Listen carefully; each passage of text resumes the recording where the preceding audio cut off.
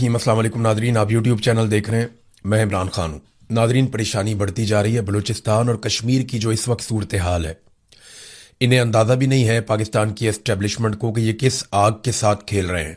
ना इन्हें तारीख का इदराक है, ना ये इन लोगों के बारे में जानते हैं, और ना इन्हें लोगों के शऊर का इस वक्त अंदाज़ा है।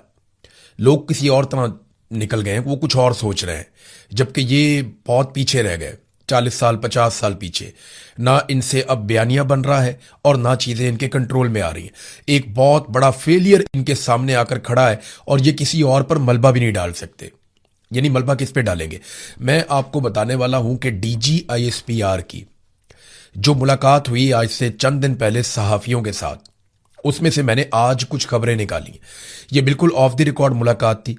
उसमें DGISPR ने सहाफ़ियों पर दबाव डाला कि फलानी फलानी चीज़ें आपने करनी है, और सहाफ़ियों ने उसके हवाले से सवालात किए। कुछ सवालात बड़े सख्त भी हुए और DGISPR के पास उनका कोई जवाब नहीं था। अब मैं आपके सामने रखूंगा कि सहाफ़ियों के साथ DGISPR की क्या बातचीत हुई और किस तरीके से बातचीत हुई। एक तो DGISPR ने सहाफ़ियों को यह हुक्म जारी किया कि आप भारत के खिलाफ जितना ज्यादा हो सके वो आप अपने मीडिया को कवरेज दें। यानी जितनी ज्यादा भारत के मामलात पे आप कवरेज कर सकते हैं, आप कवरेज करें। और DGISPR ने जो दावा किया वो ये था कि भारत बहुत जल्दी टुकड़े टुकड़े होने जा रहा है। आपने टीवी चैनल्स पर यही बताना है कि भारत के टुकड़े होने जा रहे हैं और भारत कई हिस्सों में टूटने वाला है और भारत के पास कुछ भी नहीं बचेगा, वो बुरी तरह तबाही के दहाने पर पहुंच गया। अब ये DGISPR ने मीडिया को जो ब्रीफिंग दी, जो बातचीत उनके साथ की, उसमें ज्यादा चीजें उन्होंने भारत के हवाले से की। और ये जो वाकयात हुए ना क्वेटा में या बलूचिस्तान में, जो वाकयात हुए, ये उन वाकयात से पहले की बात है कि DGISPR ने मीडिया के लोगों को बुलाया, प्रिंट मीडिया के, इलेक्ट्रॉनिक मीडिया के, जिनमें कुछ लोग सोशल मीडिया पे भी काम करते हैं, और उन्हें कहा जनाब कि आप ये बयानिया बनाएं कि भारत के टोटे टोटे होने वाले हैं, बेड़ा गर्क होने वाला है भारत का। तो अब सहाफियों ने कुछ सवालात किए जिनके बिल्कुल उनके पास जवाब नहीं थे। एक सहाफी ने पूछा कि जनाब, अगर भारत के टोटे टोटे होने जा रहे हैं तो बैनुल अक़वामी मीडिया में ऐसी कोई स्टोरी क्यों नहीं आ रही? आप हमें कह रहे हैं कि हम ये कहना शुरू कर देंगे भारत के टुकड़े होने जा रहे हैं, लेकिन हमारे पास ऐसी कोई कंफर्म इत्तला नहीं है, या भारत से ऐसे कोई ऑप्टिक्स नहीं आ रहे, ना ही इंटरनेशनल मीडिया ऐसी कोई स्टोरी रिपोर्ट कर रहा है। तो हम ये कैसे कह दें जब इंटरनेशनल मीडिया ये नहीं कह रहा, किसी तरफ से कुछ ऐसी खबर नहीं आ रही? तो इस पे DGISPR के पास जवाब नहीं था। वो यही कह रहे थे कि मैं आपको बता रहा हूं ना, भारत के टुकड़े टुकड़े होने जा रहे हैं, उनकी पॉलिसियां बहुत खराब हैं, उनका बेड़ा गर्क होने जा रहा है। तो आप ये खबरें चलाएं अपने मीडिया के ऊपर, आप बताएं भारत का असल चेहरा पूरी दुनिया को। ये वो बार बार कह रहे थे।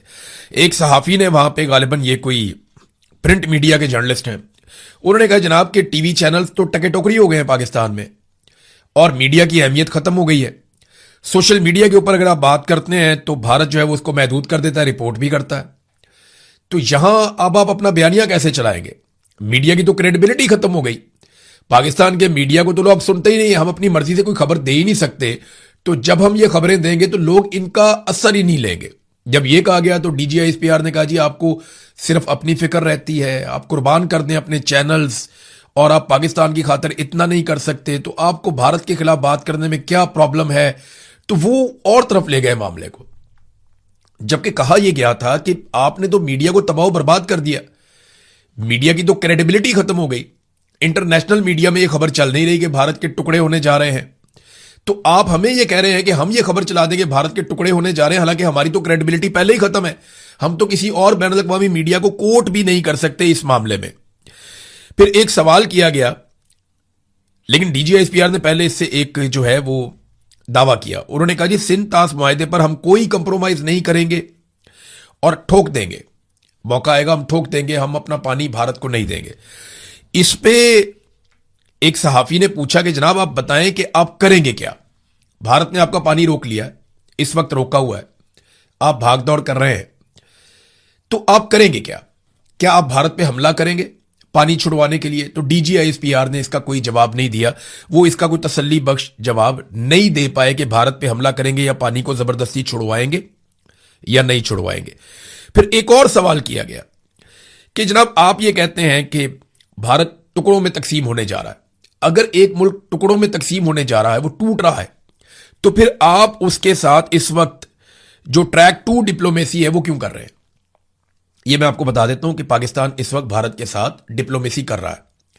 ट्रैक टू डिप्लोमेसी के राउंड्स भी हो चुके हैं 2-3, और ये भारतीय मीडिया में रिपोर्ट भी हो रहा है, पाकिस्तानी मीडिया में भी, और मुख्तलिफ जगहों पे इंटरनेशनली ये रिपोर्ट हो रहा है, और पाकिस्तान ने इसकी कहीं पे कोई तरदीद नहीं की। किसी जगह पे पाकिस्तान की सरकार से जब सवाल किया गया, बैनुल अक़वामी मीडिया ने किया कि जनाब ट्रैक टू डिप्लोमेसी चल रही है, तो पाकिस्तान ने उसकी तरदीद नहीं की। जो खबरें बैनुल अक़वामी मीडिया में आई उनमें भी पाकिस्तान की हुकूमत ने इस बात की तरदीद नहीं की कि बैकडोर चैनल से पाकिस्तान के भारत के साथ इस वक्त राब्ते जारी हैं और डिप्लोमेसी की जा रही है कि पानी हमारा छोड़ दें। मैं इसके हक में होना चाहिए राब्ता, पानी अपना छुड़वाना चाहिए, लेकिन अगर एक मुल्क के टुकड़े होने जा रहे हैं और बहुत जल्दी वो मुल्क टूटने जा रहा है, तो ऐसे मुल्क जिसके टुकड़े होने जा रहे हैं उससे फिर आपको राब्ता करने का फायदा क्या? आप उसके साथ ट्रैक टू डिप्लोमेसी क्यों करते हैं? तो DGISPR के पास इस सवाल का भी कोई जवाब नहीं था। फिर एक और सवाल पूछा गया, जनाब अगर तो भारत के टुकड़े होने जा रहे हैं तो वो दुनिया भर के ममालिक के साथ इतने बड़े बड़े मुआहदे कर रहा है, जापान के साथ, अमेरिका के साथ और यूरोप के साथ। अभी यूरोपीय यूनियन के पास गया, वहां पे बहुत बड़ा मुआहदा करके आया, जर्मनी के साथ उन्होंने किया। तो भारत दुनिया भर के साथ बड़े बड़े मुआहदे कर रहा है और बैनुल अक़वामी तमाम कॉन्फ्रेंसिस के अंदर वो शामिल हो रहा है। आप कह रहे हैं उसके टुकड़े होने जा रहे हैं, तो उन ममालिक को नहीं पता इसके बारे में? इसका भी DGISPR कोई तसल्ली बख्श जवाब नहीं दे पाए, लेकिन वो बजिद थे कि बस आप भारत के ऊपर चढ़ाई कर दें सारे मिलकर, और पाकिस्तानी मीडिया जो है वो भारत के खिलाफ खबरें चलाए जिनका सर पांव भी नहीं है। इसी तरह मीडिया की क्रेडिबिलिटी खत्म हो जाती है। आपने भारत के मीडिया को देखा, वो कैसी कैसी खबरें चला देता। उन्होंने तो कराची फतह कर लिया था, वो तो पता नहीं क्या कुछ कर गए थे जंग के दिनों में, तो उनकी क्रेडिबिलिटी कितनी फारिग हुई। भारत के अंदर उनका मीडिया मजाक बनकर रह गया। उनके अपने सोशल मीडिया पे लोगों ने जोक्स बना दिए, मीम्स बना दिए। पाकिस्तान के अंदर भी कोई ऐसे नमूने थे, लेकिन शुक्र है वो कम थे, भारत में तो बहुत ज्यादा थे। तो फिर एक और सवाल किया गया, क्योंकि यहां पे ना DGISPR ने कहा जो कुछ कश्मीर में हो रहा है, ये मैं आजाद कश्मीर की बात कर रहा हूं, मकबूजा कश्मीर की नहीं कर रहा। DGISPR ने कहा कि जो कुछ कश्मीर में हो रहा है और जो कुछ बलूचिस्तान में हो रहा है, इसके पीछे भी भारत है और हमें यह पता है। तो इस पे सहाफियों ने यह सवाल किया कि अगर ये भारत करवा रहा है तो फिर आपने ज्वाइंट अवामी एक्शन कमेटी के लोगों से मुआहदे क्यों किए? और दूसरा यह भी कहा गया कि जैसे अंसार अब्बासी साहब ने एक स्टोरी भी की थी कि जनाब आपको सबूत मिल गए हैं, ऐसी कॉल्स आपको मिल गई हैं, आपने बहुत सारा कुछ ऐसा ट्रेस कर लिया है जिससे पता चल गया कि भारत मुलव्विस है ज्वाइंट अवामी एक्शन कमेटी के साथ। तो फिर वो सारा कुछ कहां है? आपने अभी तक क्या किया? वो कॉल्स किधर हैं जो आपने पकड़ी है?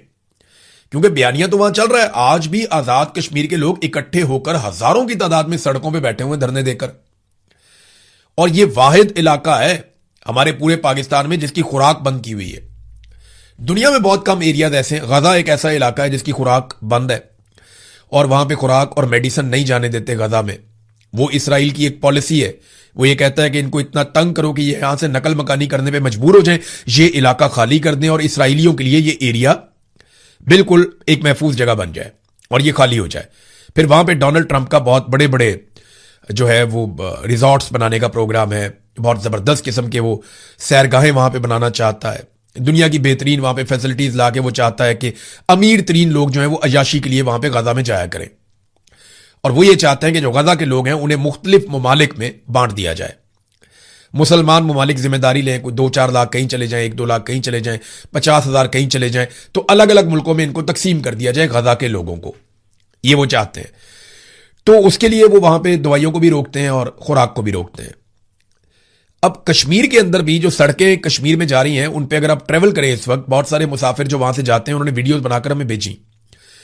कुछ वीडियोस को मैंने पब्लिक भी किया, सोशल मीडिया पे भी, अपने प्लेटफॉर्म पे भी मैंने आपको दिखाया कि वो ट्रकों को रोक दिया जाता है जो खुराक लेकर जा रहे हैं, जो गंदम लेकर जा रहे हैं, जो फ्लोर मिलों के अंदर जा रहे हैं कि जनाब यहां पे अब आटा पीसेंगे, लोगों को मिलेगा। तो लोगों के लिए बड़े प्रॉब्लम्स हैं। बच्चे स्कूल नहीं जा रहे, काम धंधा सारा बंद है वहां पे, सड़कें बंद है वहां पे, लोग बार बार एहतजाज करने के लिए निकलते हैं, और कई जगह पे जो उम्मीदवार वोट मांगने आए उनको फेंटी लगाई है अवाम ने। अभी मैं एक विजुअल देख रहा था, उसमें पीपल्स पार्टी का एक कैंडिडेट वोट मांगने के लिए आया, खवातीन ने और बच्चों ने मार मार के भगाया। तो खवातीन आगे से पत्थर मार रही हैं, बच्चे आगे से डंडे मार रहे हैं कि भाग जाओ यहां से, खबरदार यहां पे आए वोट मांगने के लिए, हमारी लाशों के ऊपर तुम वोट मांगने के लिए आ गए हो। तो कश्मीरियों के साथ जो कुछ भी हुआ ना, वो एक वीडियो है 35 मिनट की रावलाकोट की, वो सारे विजुअल इकट्ठे करके उन्होंने जोड़ दिए हैं। वो 35 मिनट की आप वीडियो देख लेना, आज मैंने उसके कुछ मनाजिर देखे हैं तो आपका दिल दहल जाएगा। जिस तरीके से रावला कोट के अंदर लोगों को मारा गया है ना, ऐसा तो दुश्मन मुल्क के अंदर नहीं किया जाता। सिक्योरिटी फोर्सेस ने ना मस्जिद का लिहाज किया, ना अस्पताल का लिहाज किया, ना किसी और जगह का लिहाज किया। हर जगह पे शहरियों को निशाना बनाया, बहुत मारा लोगों को, बेशुमार लोग जख्मी भी हुए। अस्पतालों के अंदर जख्मियों को भी मारा गया, आके डंडों के साथ मारा गया। तो बहुत अजीबोगरीब मनाजिर हैं जो मैंने देखे हैं। मैंने भी वो पूरी वीडियो नहीं देखी, मेरी हिम्मत नहीं पड़ रही थी कि इस तरह से हो सकता है कि अपने ही लोगों को ऐसे मारा जाए, ऐसे ही उनके साथ ज्यादती की जाए। बहरहाल DGISPR ने ये सारी चीजें डिमांड की और जब सवालात उनसे किए गए तो उन सवालात के उनके पास कोई तसल्ली बख्श जवाबात नहीं थे। बलूचिस्तान से नाजरीन, क्योंकि धरना भी वहां पे जारी है, दावा यह किया जा रहा था कि धरना खत्म हो गया, रास्ते खुल गए हैं, लेकिन इसके बावजूद जो रिपोर्ट्स आ रही हैं धरना जारी है। वहां पे लोग एहतजाज कर रहे हैं। एहतजाज किस लिए कर रहे हैं? वो ये कहते हैं कि हमें दुश्मन ने नहीं मारा, हमें अपनों ने मरवाया है। वो ये कहते हैं कि हमें प्लानिंग के तहत मरवाया गया ताकि जो मकामी अफराद हैं वो जरगे बुलाएं, वो बहुत बड़े बड़े अपने कबायली फोर्सेस तैयार करें और वो हथियारबंद होकर बंदूकें उठाकर TTP के साथ और रियासत जिसकी तरफ इशारा करे वो उसके साथ लड़ पड़े। तो इसलिए ये सारा एक मामला होने दिया गया। अब वो इस बात के ऊपर पूरी तरह से कन्विंस्ड हैं। वो ये कहते हैं बलूचिस्तान के लोग कि ये जो हमारे बच्चे या हमारे जो नौजवान शहीद हुए हैं, ये दुश्मन ने शहीद नहीं किए, ये हमारे अपनों ने शहीद करवाए हैं। इन्हें ऐसा किया गया कि बांध के हवाले कर दिया गया कि मार दो। 5 घंटे तक वो मदद मांगते रहे और 15 मिनट की दूरी के ऊपर मदद थी। मदद उनको 5 घंटे तक नहीं मिली और उनको नजर आ रहा था कि वो अब शहीद हो जाएंगे। और उनके लवाकिन ने इंटरव्यूज दिए, वो बताते हैं जनाब वो हमारे साथ राब्ते में थे। तो बलूचिस्तान के मामले में ना इस वक्त बहुत हसास हो गई है पाकिस्तान की मिलिट्री एस्टेब्लिशमेंट। मैं क्योंकि मीडिया से मेरा ताल्लुक है तो बेशुमार मीडिया के दोस्त रोजाना ही राब्ते में रहते हैं, यानी मेरी 5-7 मीडिया वाले पाकिस्तान में अलग अलग हैं जिनसे रोजाना बात होती है। कभी किसी से होती है, कभी किसी से होती है, कभी किसी से होती है। सारी जिंदगी इसको मैंने दे दी, 20 साल हो गए मीडिया की इंडस्ट्री में मुझे। तो सबसे ज्यादा मेरे ताल्लुकात इसी इंडस्ट्री में है। रोजाना कभी किसी प्रोड्यूसर से बात होती है, कभी डेस्क पे बैठे हुए किसी बंदे से बात होती है, कभी किसी राइटर से बात होती है, कभी किसी एंकर से बात होती है, कभी किसी रिपोर्टर से बात होती है, एडिटर से बात होती है, तो होती रहती है। एक बड़ी क्लियर इंस्ट्रक्शन आई है, जैसे कश्मीर के मामले में आई थी, बलूचिस्तान के मामले में, कि आपने बलूचिस्तान को हमसे पूछे बगैर रिपोर्ट नहीं करना, इसके ऊपर आपने कोई बात नहीं करनी। और सोशल मीडिया के ऊपर भी बहुत सख्त निगरानी रखी जा रही है कि बलूचिस्तान के लिए कोई आवाज ना उठाए। तो मेरी आप सबसे गुजारिश है कि अगर आप इतना भी लिख दें सोशल मीडिया पे, आपके पास जो भी प्लेटफॉर्म है, आप अगर ये व्हाट्सएप इस्तेमाल करते हैं तो अपनी फैमिली को बताएं आप कि बलूचिस्तान में क्या हो रहा है। अगर आप ट्विटर इस्तेमाल करते हैं तो वहां पे आप लिखें कि बलूचिस्तान को जीने दो, एक ट्रेंड चल रहा है, बलूचिस्तान को जीने दो, ये ट्रेंड चल रहा है। और ये इसमें आप किसी को टारगेट नहीं कर रहे, आप कोई पाकिस्तान की रियासत के खिलाफ नहीं जा रहे, खुदा ना खास्ता आप कोई गद्दारी नहीं कर रहे, आप कोई बगावत नहीं कर रहे, आप सिर्फ ये कह रहे हैं कि बलूचिस्तान को जीने दो। हर वो शख्स या हर वो शख्सियत या हर वो ग्रोह या हर वो इदारा या हर वो बंदा या सियासतदान जो भी आज बलूचिस्तान के इन हालात के लिए रिस्पॉन्सिबल है, ये उन सब के लिए पैगाम है कि बलूचिस्तान को जीने दो। तो ये जरूर लिखें आप, इसके ऊपर एक ट्रेंड चल रहा है, इसमें अपना हिस्सा डालें और आवाज उठाएं ताकि पूरी दुनिया तक ये आवाज जाए कि बलूचिस्तान को जीने दो। उनका जीने का हक है, उन्हें यह हक मिलना चाहिए। ये आवाज उठाएं ताकि मिलिट्री एस्टेब्लिशमेंट को और बाकी जितने भी स्टेक होल्डर्स हैं जो इसके लिए जिम्मेदार हैं, उन सबको कान हो जाएं कि पाकिस्तानी बलूचिस्तान के साथ खड़े हैं। हमें एक दूसरे के साथ खड़े होना पड़ेगा। अगर हम आज बलूचिस्तान के लिए नहीं खड़े होंगे ना, तो कल बारी हमारी आएगी, क्योंकि बारी बारी सबकी बारी। और ये जो बात है ना, जो मैंने आपको भी बताई है कि एस्टेब्लिशमेंट की प्लानिंग है कि, और ये मुकामी लोग कह रहे हैं, मैं नहीं कह रहा, वो लोग ये कह रहे हैं कि ये एस्टेब्लिशमेंट की प्लानिंग थी कि ये लोग मरेंगे और लोग गुस्से में आएंगे, हथियार उठाएंगे और वो लड़ पड़ेंगे और हमें बहुत बड़ी तादाद में लोग ऐसे मिल जाएंगे जो हमारी जगह पे लड़ेंगे, या एक नई सिचुएशन क्रिएट हो जाएगी बलूचिस्तान में, एक नया नारा लग जाएगा, बल्ले बल्ले हो जाएगी। वो तो लाशें भी नहीं दी लोगों ने तस्वीरें बनाने के लिए, वीडियोस बनाने के लिए, नमाज जनाजा पढ़ने के लिए, वजीर आजम के लिए या आर्मी चीफ के लिए। फजलुर रहमान साहब ने इसका पोल खोल दिया। आप गौर करें, फजलुर रहमान साहब का एक स्टेटमेंट आया एक तकरीर के दौरान, उन्होंने कहा जी मैं बंदूक क्यों उठाऊं या मैं अपने लोगों से क्यों कहूं कि वो बंदूक उठाएं और लड़ें। हम तुम्हें तनख्वाह देते हैं, अपने पैसों से, खून पसीने के पैसों से तुम लड़ो। तुमने पेटी पहनी है, हमारे ऊपर अपने खून का कर्जा ना चढ़ाओ, या हमारे ऊपर एहसान ना जितलाओ कि तुम्हारा खून बह रहा है या तुम्हारे लोग शहीद हो रहे। ये फजलुर रहमान ने कहा। इसका मतलब है कि फजलुर रहमान साहब से भी यह डिमांड की गई कि लोगों को तैयार करें ज़हनी तौर पे, ताकि वो हथियार उठाएं और हमारे लिए काम करें या हमारे लिए लड़ें, जैसा माजी में किया गया। मुझे अच्छी तरह याद है कि टीटीपी के साथ खैबर पख्तूनख्वा में लोगों को अमन फोर्सेस बनाकर लड़वाया गया। बाद में एक एक करके अमन जो फोर्स बनाई गई थी, या एक वो पूरी एक फोर्स तैयार की गई थी खैबर पख्तूनख्वा में, एक एक करके उनके लोग टारगेट किलिंग में मारे जाते रहे, एक एक करके। मुझे अच्छी तरह याद है जितने बड़े लोग थे जो पेश हुआ करते थे एक अमन फोर्स के अंदर, जो जाकर लड़ते थे टीटीपी के साथ, तालिबान के साथ, रियासत की तरफ से जाकर लड़ते थे। लड़ाई तो असल उन्होंने लड़ी थी, फ्रंट में तो वो थे, सबसे आगे वो लड़ रहे थे। तो वो जितने लोग थे बाद में उन्हें टारगेट किलिंग में मारा गया, एक एक करके मारा गया, चुन चुन के मारा गया। तो ये खून रेजी हो रही थी। फजलुर रहमान ने इसका हिस्सा बनने से इनकार कर दिया। देखिए, पिछले 72 घंटों में जो वीडियोस रिलीज हुई है ना, टीटीपी की जानिब से या बीएलए की जानिब से, बलूचिस्तान लिबरेशन आर्मी है और एक टीटीपी है, इनकी जानिब से जो वीडियोस जारी की गई हैं वो ये बता रही हैं कि मुस्तकबिल कोई अच्छा नहीं है और दहशतगर्दी बहुत ज्यादा बढ़ती चली जाएगी। लोग बलूचिस्तान को, जो बाहर से आए हुए लोग हैं, वो फौरी तौर पे बलूचिस्तान को खाली कर रहे हैं। लोग वहां से छोड़ छोड़ कर जा रहे हैं। लोगों को समझ आ गई है कि हालात इतने खराब हो गए हैं कि अब यहां पे एक प्रॉक्सी वॉर शुरू होने वाली है, और जो दिखाई भी दे रही है। धरना अभी तक जारी है, लोगों के मुतालबात नहीं सुने जा रहे, कोई अच्छा मंजरनामा पेश नहीं कर रहा बलूचिस्तान में जो कुछ हो रहा है। जो टीटीपी और बीएलए वीडियोस जारी कर रहे हैं ना, वो तो बाकायदा दिखा रहे हैं। उन्होंने दिखाया किस तरीके से उन्होंने एक अटैक किया, बड़ा खौफनाक अटैक था। जीवनी में मैं देखकर हैरान हो गया। पूरा ट्रक लाकर उन्होंने मारा और पूरी को पूरा बिल्डिंग, पूरा एरिया, पूरा कंपाउंड तबाह कर दिया। उसके बाद रॉकेट लॉन्चर चल रहे हैं, सड़कों के ऊपर वो सरेआम फायरिंग कर रहे हैं, पूछने वाला कोई नहीं है। वो पुलिस की गाड़ियां लेकर नौशकी में जा रहे हैं। चागी पे उन्होंने पूरे पे कब्जा कर लिया है। अभी गवादर के करीब से मजीद रिपोर्टें आ रही हैं। मैं तो हैरान हो रहा हूं कि रियासत कहां पे, रियासत की रिट कहां पे, कुछ दिखाई नहीं दे रहा। और ये पिछले चंद महीनों से ये रिपोर्टें आ रही थी, ये रिपोर्टें मौजूद थी। जब पाकिस्तान की इंटेलिजेंस एजेंसियां पाकिस्तान तहरीक इंसाफ को और इमरान खान को तोड़ने में मसरूफ थी, उस वक्त ये रिपोर्टें आ रही थी कि दहशतगर्द तंजीमों का आपस में इत्तेहाद हो रहा है। और ऐसी रिपोर्टें मौजूद थी कि दाइश और टीटीपी के अंदर कोई आपस में बातचीत हो रही है।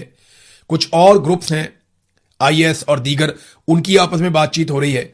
और पाकिस्तान में एक अनहोली किस्म का अलायंस बनाया जा रहा है जो पाकिस्तान की रियासत को बहुत कमजोर करेगा। और उनके अपने मुतालबात और मफादात हैं। लेकिन क्योंकि रियासत और रियासती एजेंसियां जो हमारे पैसों से तनख्वाह लेती हैं, वो सारे उस वक्त इमरान खान को तोड़ने में लगे हुए थे कि 26वीं तरमीम कैसे करवानी है, 27वीं तरमीम कैसे करवानी है, आसिम मुनीर साहब को 5 साल मजीद नौकरी पे कैसे रखना है, उन्हें ताहयात इस्तिस्ना कैसे दिलवाना है, और किस तरीके से आईनी अदालतें बनाकर अपने लिए रास्ता निकालना, वो सारे इस चक्कर में लगे हुए थे। अभी लगभग दर्जनों जजेस मजीद लाए जा रहे हैं और इन जजेस को लाने में मेरिट की धज्जियां उड़ाई जाएंगी। वो एक जज के बारे में अभी हमारे एक जर्नलिस्ट है, वो रिपोर्ट भी कर रहे थे, असद मलिक साहब। वो 2 मरतबा उसने इम्तिहान दिया वकील ने, सिविल जज के लिए, दोनों दफा फेल हो गया। एक दफा उसने प्रोसिक्यूटर बनने के लिए इम्तिहान दिया, फिर फेल हो गया। अब उसका नाम डाला हुआ हाई कोर्ट का जज बनाने के लिए। तो ये ऐसे बंदों को लेकर आएंगे जिनके जरिए से ये अपने काम निकलवाएंगे। जितने नालायक जज पहले लाए गए हैं, अगर मजीद ऐसे ही जज लाए जाएंगे तो पाकिस्तान इसकी कीमत चुकाएगा। एस्टेब्लिशमेंट के तो छोटे मोटे काम है, वो तो निकलवाते रहेंगे इन जजों से, लेकिन आप ये देखिएगा कि कंप्रोमाइज जजेस जब आएंगे तो इसका पाकिस्तान को और पाकिस्तान के निजाम इंसाफ को कितना बड़ा नुकसान होगा, आप सोच भी नहीं सकते। अब नादरीन आ जाए एक और चीज जो अलीमा खान साहिबा के बारे में है, उस पर हम जरूर बात करेंगे। अलीमा खानम ने निकलने का फैसला किया, एक नई तहरीक जन्म ले रही है पाकिस्तान तहरीक इंसाफ के अंदर, और एक एनर्जी आ रही है कि ठीक है, कम से कम एक ऐसी शख्सियत है जिसके बारे में हमें यह पता है सबको कि ये इमरान खान को धोखा नहीं देगी, उसकी पीठ में छुरा नहीं घोंपेगी, और इसके अपने कोई सियासी मफादात भी नहीं है। ना इसने मिनिस्टर बनना है, ना इसने वज़ीर आज़म बनना है, ना इसने वज़ीर आला बनना है, इसका कोई ताल्लुक ही नहीं है इसके साथ। वो अपने भाई के लिए पहले भी आई थी, वो अपने भाई के लिए फिर आ गई। मुशर्रफ के दौर में जब इमरान खान साहब के साथ ज्यादती की गई थी, तब भी इमरान खान साहब की बहनें निकली थी, उन्हें गिरफ्तार भी किया गया था। तो ये वो बहनों के तौर पर सामने आई है। माजी में भी आती रही हैं बहनें, बीवियां, रिश्तेदार, बेटियां, ये निकलकर एहतजाज करते रहे और अब वो दोबारा से इस तहरीक को चला रही हैं और लोग उनको बहुत अच्छा रिस्पॉन्ड कर रहे हैं। जिन लोगों ने थोड़ी बहुत तनकीद की उन लोगों को सफाइयां देनी पड़ गई, क्योंकि धोकर रख दिया पाकिस्तान तहरीक इंसाफ के सोशल मीडिया ने या ओवरऑल सोशल मीडिया ने इसके ऊपर बहुत जबरदस्त और खौफनाक रिएक्शन भी दिया। अब अलीमा खानम को अगर ना रोक पाई एस्टेब्लिशमेंट तो ये एक तहरीक बहुत बड़ी बन जाएगी और एस्टेब्लिशमेंट पे दबाव बनेगा। फेलियर तो इनका बहुत बड़ा हो गया। इन्हें समझ नहीं आ रही कि ये मुद्दा किसके ऊपर डालें, क्योंकि पौने 2 साल से पाकिस्तान तहरीक इंसाफ ने कोई बड़ा एहतजाज नहीं किया, वो निकले नहीं एहतजाज करने के लिए, तो फ्री हैंड है हुकूमत को। जबकि कोई ऐसी रुकावट इनके रास्ते में नहीं थी, डोनाल्ड ट्रंप का बूट भी इनके गले में लटका हुआ था, तो किसी किस्म की रुकावट नहीं थी कि ये तरक्की ना कर पाते। लेकिन इतना बड़ा फेलियर हुआ कि दहशतगर्दी में पाकिस्तान सबसे नंबर 1 पे आ गया। पासपोर्ट पाकिस्तान का इन्होंने बेड़ा गर्क करके रख दिया। सरमायाकारी पाकिस्तान से 100 अरब इन्होंने लेकर आने थे, $100 अरब पाकिस्तान से निकल गया। महंगाई अपने अरूज पे पहुंच गई, बेरोजगारी और गुर्बत में इजाफा हो गया। कोई एक चीज भी पाकिस्तान में बेहतर नहीं हुई, बल्कि पाकिस्तान में कर्जों के नए रिकॉर्ड इन्होंने कायम कर दिए। अब अगर आप प्लस और माइनस करें तो सारा माइनस ही माइनस है, प्लस है कुछ नहीं। तो अब ये मुद्दा किस पे डालें इनको ये भी समझ नहीं आ रही। हुकूमत मुकम्मल तौर पे कोलैप्स हो चुकी है, पूरा रिजीम फेल हो चुका है और अब उन्हें किसी पे तो डालना होगा। डालें किस पे? तो अलीमा खानम को ऐसा लगता है कि गिरफ्तार किया जाएगा। नजम सेठी ने यह खबर सुना भी दी कि अलीमा खानम को गिरफ्तार किया जा सकता है, उन्हें सजा सुनाई जा सकती है। उनका यह तज्जिया है, लेकिन देखिएगा कि आने वाले दिनों में आसिम मुनीर साहब की यह मजबूरी बन जाएगी। उन्हें अलीमा खानम को पकड़ना पड़ेगा, क्योंकि उसके बगैर उनका गुजारा नहीं है। और अलीमा खानम अगर खैबर पख्तूनख्वा में ही जलसे और जुलूस करती है और बहुत बड़ी मिकदार में खैबर पख्तूनख्वा को तगड़ा करके खड़ा कर देती हैं और अपनी दूसरी बहनों को कहती हैं कि आप अडियाला जेल जाओ, तो एक नई सिचुएशन हो जाएगी। क्योंकि खैबर पख्तूनख्वा से उन्हें गिरफ्तार करके ले जाना यह खैबर पख्तूनख्वा वालों के लिए बड़ी मुसीबत बन जाएगी। तो अब सिचुएशन खेल जो है ना वो एक नए मरहले में दाखिल हो गया है, जिसके ऊपर हम नजर रखेंगे। लेकिन एक चीज और एक सवाल जो आप सबको पूछना है, जो मैंने भी पूछा था, कि 57,000 ब्लू पासपोर्ट किन लोगों के पास है, इसकी एक फहरिस्त जारी होनी चाहिए। पाकिस्तानियों को पता चले कि वो कौन से ऐसे 57,000 चहीते हैं जिन्होंने अपने पास ब्लू पासपोर्ट रखे हुए हैं। अब तक के लिए इतनी, अपना ख्याल रखिएगा, अपने चैनल का भी। अल्लाह हाफिज।